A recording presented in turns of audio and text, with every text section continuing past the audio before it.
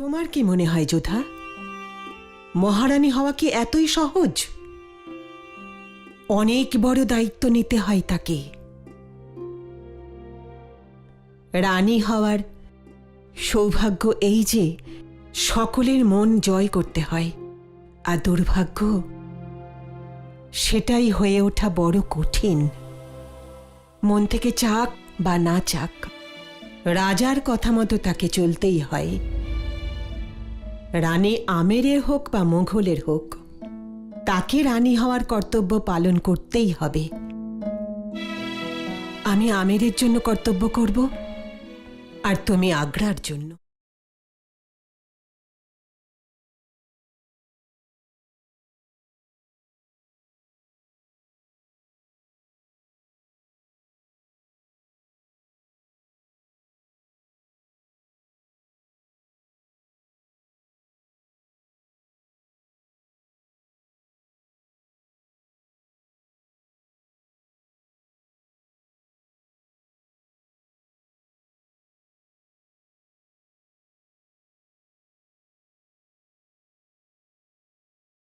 শাহেনশাহর জয় হোক। হুজুর, যোধা বেগম এটা গ্রহণ করতে অস্বীকার করেছেন।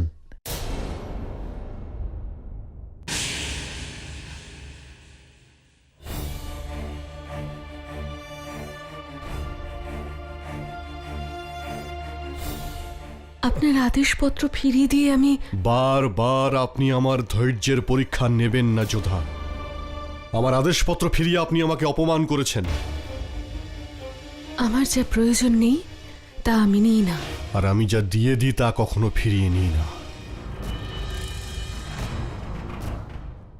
এই সংসারে এমন কিছু নেই যা আপনি আমাকে দিতে পারেন। আপনি আবার আমাকে অপমান করছেন যোধা। আমি আরো একবার আপনাকে সত্যের দর্পণ দেখাচ্ছি শাহেনশাহ। এই আদেশপত্রে লেখা আছে, আপনি আমাকে জীবনে একবার যা চাইব তা দেওয়ার কথা দিচ্ছেন, কিন্তু আমার দৃষ্টিতে এ কেবল এক ছলনা। যে ব্যক্তি কেবল কেড়ে নিতে জানে, সে অন্যকে কি করে কিছু দেবে? আপনি ওই শিশুর কাছ থেকে তার মাতা পিতাকে কেড়ে নিয়েছেন, ওর শৈশব কেড়ে নিয়েছেন।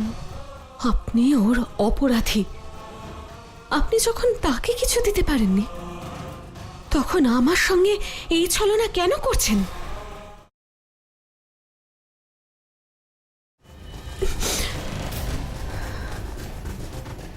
সম্পূর্ণ না জেনে কোনো মন্তব্য করা এক অপরাধ।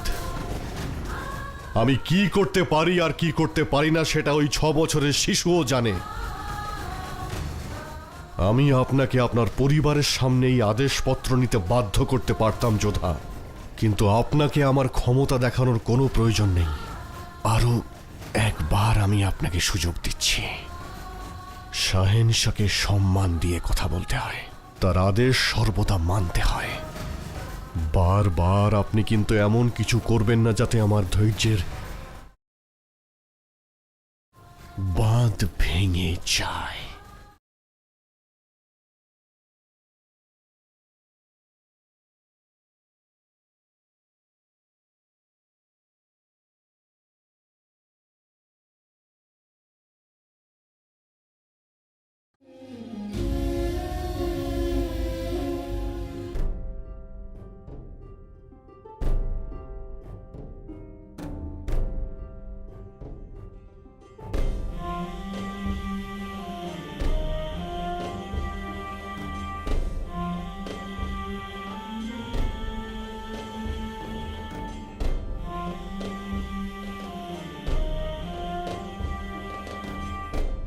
যে ব্যক্তি কেবল কেড়ে নিতে জানে, সে অন্যকে কি করে কিছু দেবে?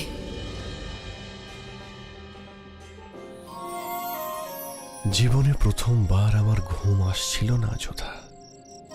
তুমি বলেছিলে আমি শুধু কেড়ে নিতেই জানি, কিন্তু তুমি আমার ঘুম কেড়ে নিয়েছিলে।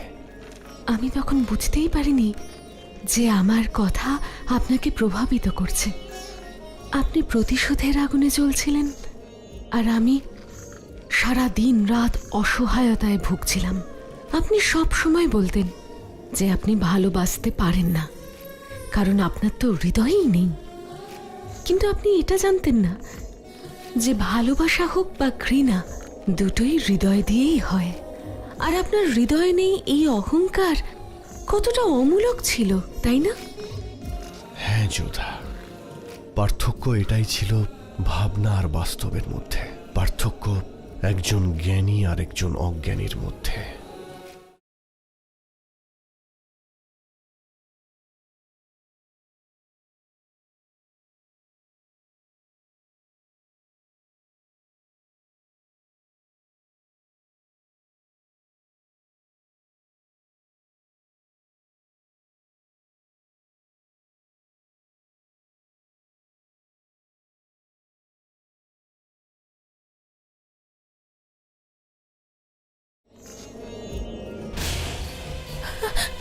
ছেড়ে দিন, ছেড়ে দিন।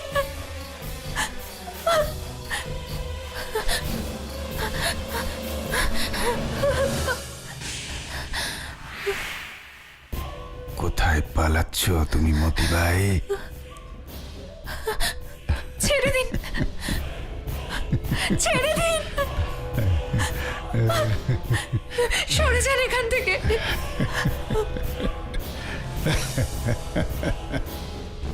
মতিবাই,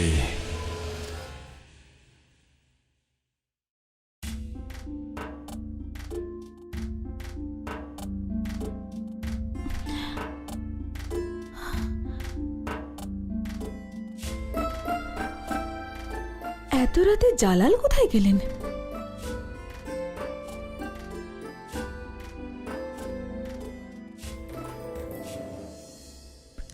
সরে যান। এই এই যোধার দাসী এত রাতে দৌড়ে কোথায় যাচ্ছে? ওদিক থেকে আবার কি দৌড়ে আসছে? হায় আল্লাহ, ও তো আদম খান, কিন্তু এত রাতে মতির সঙ্গে।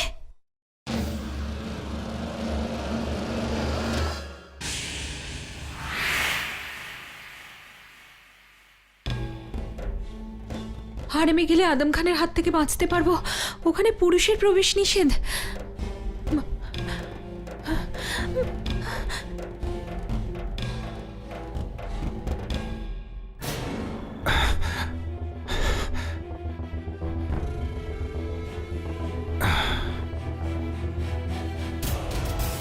হারেমে গিয়ে লুকোবে?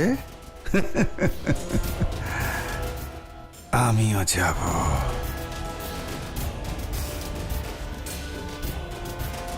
ওই আদম খানের এত দুঃসাহস যে ও হারেমে প্রবেশ করলো? ও ভুলে গেল কি করে যে এই হারেম আমার নিয়ন্ত্রণাধীন?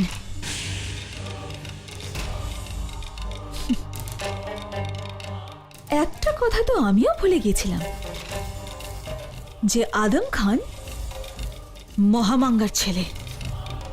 মহামাঙ্গার।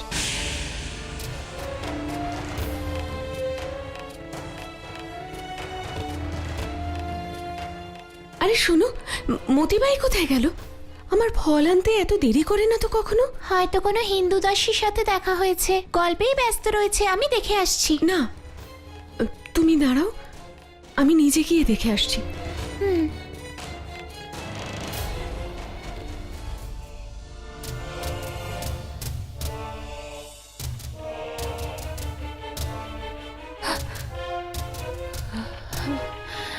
কোথায় লুকোবে মতিবাই? হে ভগবান, আমায় রক্ষা করুন আপনি।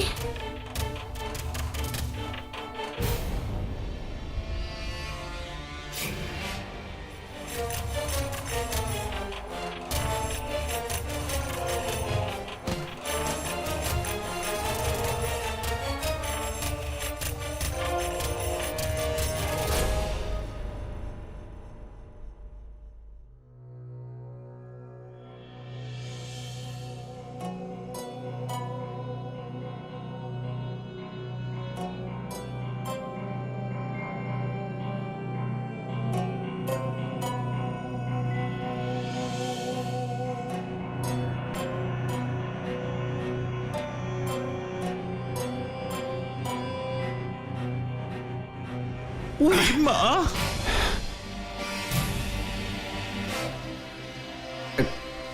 আপনি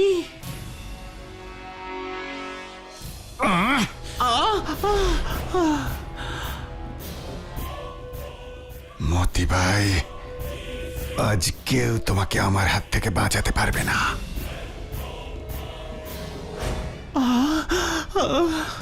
এর মানে হলো আদম খান সাহেব মতিবাইকে ধাওয়া করে এখানে এসেছে। কি বলছো তুমি? আমি সত্যি বলছি সরকার, আমি নিজের চোখে দেখলাম যোধা বেগমের ওই দাসী মতিবাইকে ধাওয়া করতে করতে আদম খান সাহেব হারেমের ভেতরে ঢুকে গেছেন।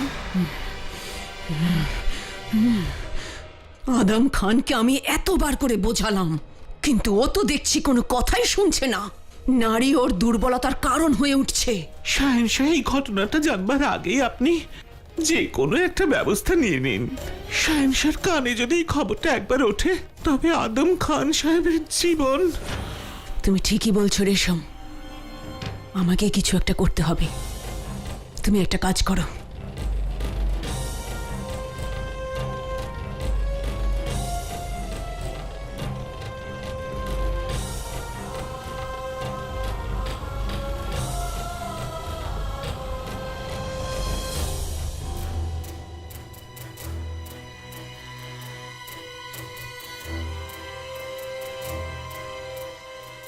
কোথায় চলে গেল মতিবাই?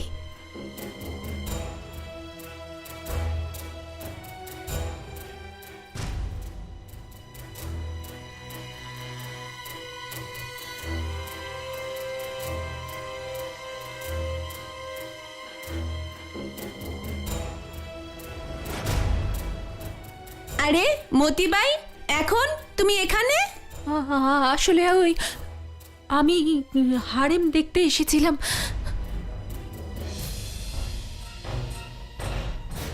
কোথায় চলে গেলে তুমি মতি ভাই?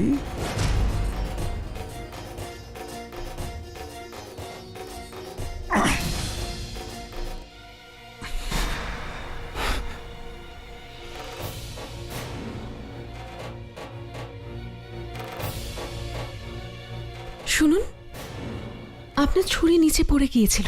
যোধা বেগম এখানে কি করছে?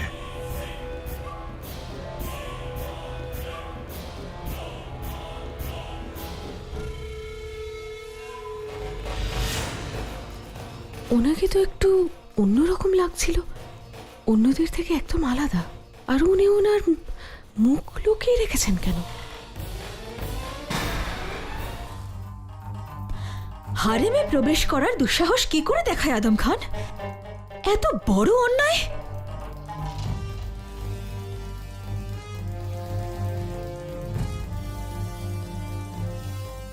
কি হলো রোকেয়া, হঠাৎ তুমি উঠে পড়লে কেন?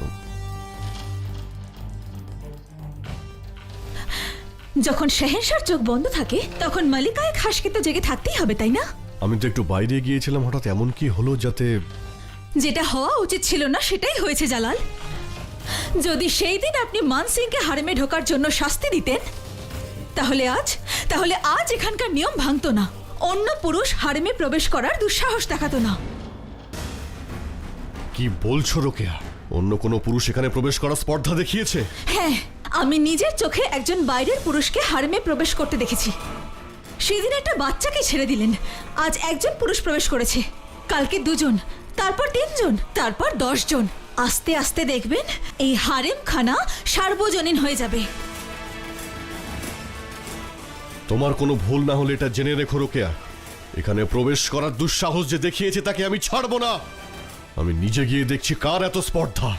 দাঁড়ান জালাল, আপনি বাদশা, আপনি যেতে পারেন না। মতি, কোথায় গিয়েছিলে তুমি? যোধা!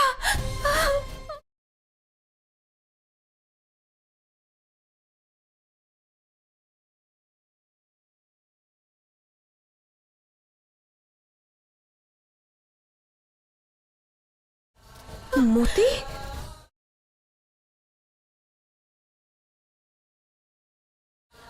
কি হয়েছে? হ্যাঁ, তুমি ঠিক আছো তো? কোথায় গিয়েছিলে তুমি? হ্যাঁ, মতি, কি হয়েছে? মতি,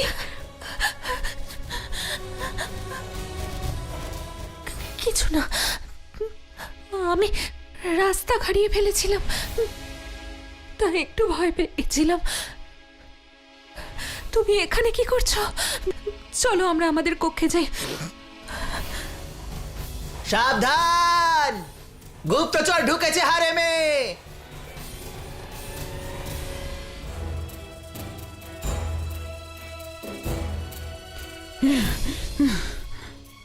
যাও এখান থেকে।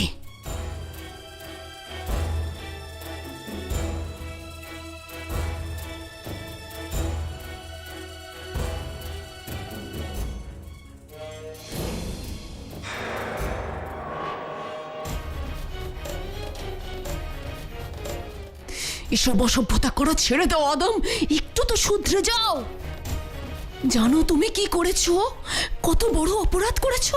আমি কাউকে ভয় পাই না। চুপ করো, এবার আমার কথা মন দিয়ে শোনো। এক্ষুনি চলে যাও, আর 3 দিন যেন তোমাকে কেউ দেখতে না পায়। যাও এখান থেকে। বামুলাহিজা, হোশিয়ার! শাহেনশাহ হিন্দ বাদশাহ সালামত মোহাম্মদ জালালউদ্দিন হারেমে প্রবেশ করছেন।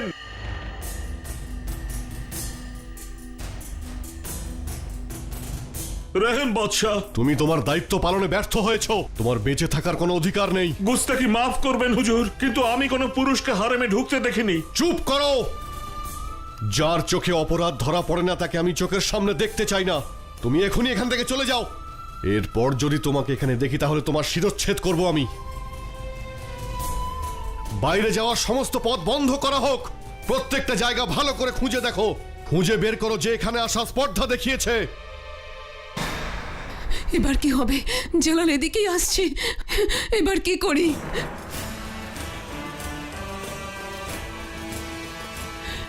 জালাল, কি হবে এখন?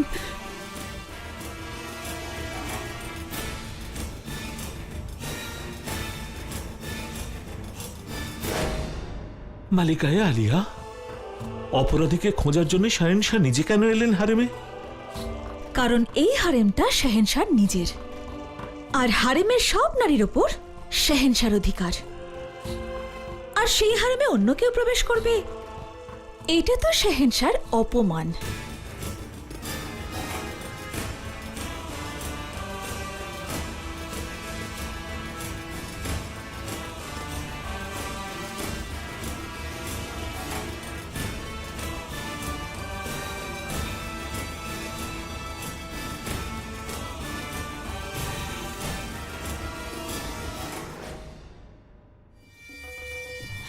যদি হারেমে প্রবেশ করা ব্যক্তি নিজের ইচ্ছেতেই প্রবেশ করে থাকে, তাহলে সে এমন শাস্তি পাবে যে সেটা উদাহরণ হয়ে যাবে। আর যদি এই ঘটনাটা কোনো বেগম বা কোনো বাঁদির যোগ সাজসে ঘটে, তাহলে দেখে নিও ওই বেগম বা বাঁদির একটা মজার তামাশা দেখা যাবে। এবার মহামাঙ্গা কি করে সেটাই শুধু দেখার।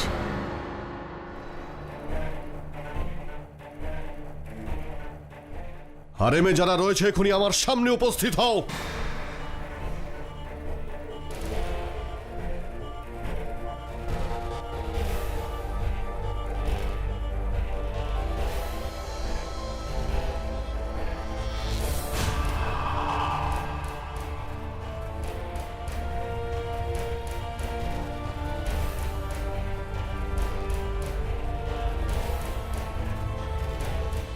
জালাল, কি হয়েছে? অন্য কোনো পুরুষ আমার হারেমে প্রবেশ করা স্পর্ধা দেখিয়েছে। সে যেই হোক এখনই আমার সামনে উপস্থিত হও, না হলে এখনই আমার তরোয়াল দিয়ে তার শিরচ্ছেদ করব। এখানে উপস্থিত প্রত্যেক দাসী আর প্রত্যেক বেগম, এখনই তাদের মুখ আমাকে দেখাও। আমি এই হুকুম এখানে উপস্থিত সবাইকেই দিচ্ছি, প্রত্যেকেই নিজেদের মুখ দেখাও। আর তুমিও।